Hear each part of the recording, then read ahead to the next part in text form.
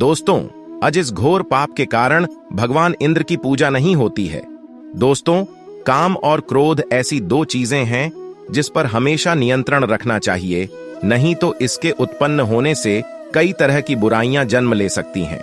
और आज मैं आपको काम वासना से जुड़े एक ऐसे प्रसंग के बारे में बताने जा रहा हूं जिसके कारण देवराज इंद्र को गौतम आर्षि ने क्रोध में आकर ऐसा श्राप दे दिया था, जिसके बाद इंद्र के शरीर पर 1000 योनियां बनाई थीं। लेकिन दोस्तों, आखिर देवराज इंद्र ने ऐसा क्या कार्य किया था जिससे गौतम आर्षि के क्रोध के कारण समस्त देवतागण का मस्तक लज्जा से नीचे छुप गया था और उसके बाद इंद्रदेव की पूजा कहीं नहीं होती है। तो चलिए इसके पीछे की वास्तविक कहानी को जानते हैं। नमस्कार मित्रों, स्वागत है आपका आज के इस नए वीडियो पर एक बार फिर। मित्रों, पद्म पुराण में वर्णित एक कथा के अनुसार देवराज इंद्र स्वर्ग में अप्सराओं के बीच रहने के बाद भी हमेशा काम वासना से घिरे रहे थे। एक दिन वो धरती पर विचरण कर रहे थे। इस दौरान उन्होंने एक सुंदर सी स्त्री को आश्रम के बाहर दैनिक कार्य करते देखा। दरअसल यह स्त्री गौतम आर्षि की पत्नी अहिल्या थी, जो दिखने में किसी अप्सरा से कम नहीं थी।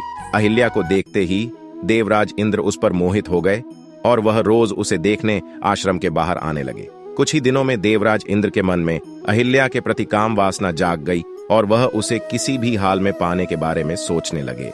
अब क्योंकि बहेलिया पहले से ही गौतम आर्षि की अर्धांगिनी थी, तो इंद्र उससे विवाह भी नहीं कर सकते थे। ऐसे में उन्होंने अहिल्या को अपना बनाने के लिए एक छल के बारे में सोचा। उन्होंने सुबह गौतम आर्षि का रूप धारण कर अहिल्या के साथ काम क्रीड़ा करने की योजना बनाई। क्योंकि सूर्य उदय होने से पहले ही गौतम आर्षि नदी में स्नान करने के लिए जाया करते थे और करीब 2 से 3 घंटे के बाद ही आश्रम लौटते थे। अपनी योजना को पूरा करने के लिए इंद्र आधी रात से ही कुटिया के बाहर छिपकर आर्षि के जाने की प्रतीक्षा करने लगे। इस दौरान इंद्र की कामेच्छा उन पर इतनी हावी हो गई कि उन्हें एक और योजना सूझी। उन्होंने अपनी माया से ऐसा वातावरण बना दिया जिसे देखकर ऐसा प्रतीत हुआ था कि सुबह हो गई है। यह देखकर गौतम आर्षि कुटिया से बाहर चले गए। गौतम ऋषि के जाने के कुछ समय बाद इंद्र ने गौतम ऋषि का वेश धारण किया और कुटिया में प्रवेश किया। उन्होंने आते ही अहिल्या से प्रणय निवेदन किया। अपने पति द्वारा इस तरह के विचित्र व्यवहार को देखकर पहले तो अहिल्या को शंका हुई, लेकिन इंद्र के छल कपट और मीठी बातों को सुनकर अहिल्या भी अपने पति के स्नेह में सब कुछ भूल बैठी। उधर नदी के पास जाने पर गौतम आर्षि ने आसपास का वातावरण देखा, जिससे उन्हें अनुभव हुआ कि अभी सुबह नहीं हुई है। गौतम आर्षि को यह समझने में ज्यादा समय नहीं लगा कि कुछ अनहोनी होने वाली है। इस भय से वह जल्दी से आश्रम पहुंच गए, जहां उन्होंने अपने वेश में किसी और पुरुष को अहिल्या के साथ गति क्रियाएं करते देखा। ये देखते ही गौतम आर्षि क्रोध से व्याकुल हो उठे। वहीं दूसरी ओर उनकी पत्नी ने जब अपने पति को अपने सामने खड़ा पाया तो उन्हें सारी बात समझ में आ गई। अनजाने में किए गए अपराध को सोचकर उनका चेहरा पीला पड़ गया और इंद्र भी भयभीत हो गए। क्रोध से भरकर गौतम आर्षि ने इंद्र से कहा, मूर्ख, तूने मेरी पत्नी का स्त्रीत्व भंग किया है। उसकी योनि को पाने की इच्छा मात्र के लिए तूने इतना बड़ा अपराध कर दिया।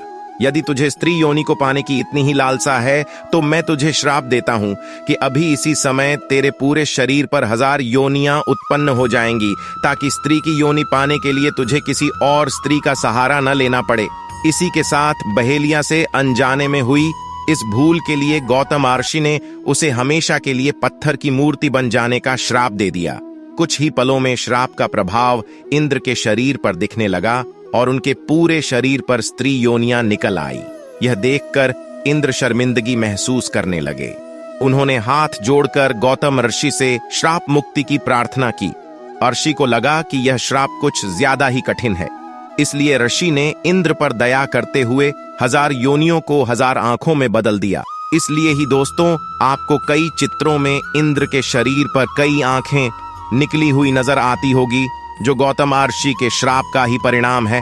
दोस्तों, आप सबको यह बता दूं कि इंद्र के इस कारनामे से पूरा देवतागण अपमानित हो गया था और इंद्र द्वारा किए गए ऐसे कई काम हैं जिसके बाद से उन्हें स्वर्ग और देवताओं का राजा तो माना गया, लेकिन उनकी एक भगवान के तौर पर पूजा नहीं की जाती है। तो दोस्तों, फिलहाल आज के वीडियो में बस इतना ही। आप हमें इजाजत दें और वीडियो को अंत तक देखने के लिए आपका बहुत बहुत शुक्रिया।